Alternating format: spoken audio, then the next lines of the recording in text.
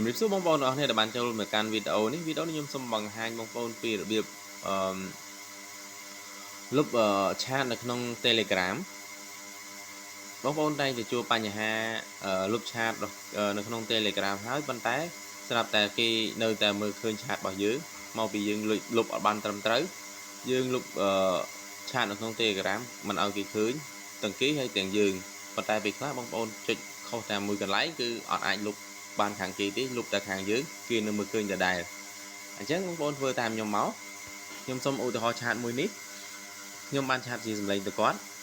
ហើយបើសិនជាខ្ញុំចង់លុបឆាតនេះបាទបើសិនជាខ្ញុំចុចធុងសម្រាមហើយចុច delete យកហ្មងគឺអត់អាចលុបបានទេលុបបានតែខាងយើងទេបែបនេះគឺឃើញតែលុបបានតែយើងទេនៅខាងគេនៅមើលឃើញដដែលអញ្ចឹងហើយបងប្អូនត្រូវចុច crease បន្តមកទៀតចុច delete បន្តមកទៀតចុច crease នេះមួយទៀតហើយបន្តមកទៀតចុច delete បាទទើបអាចលុបខាងគេហើយនៅខាងយើងបានបងប្អូនផ្្លាត់តែកន្លែងនឹងមួយគឺមិនអាចលុបបានទេធ្វើឲ្យយើងនឹងឆាតខុសទៅគេស្ដាប់បានដដែលបាទអរគុណបងប្អូនវីដេអូនេះមានតែប៉ុណ្្នឹងទេជំរាបលាជួបគ្នាវីដេអូក្រោយបាយបាយ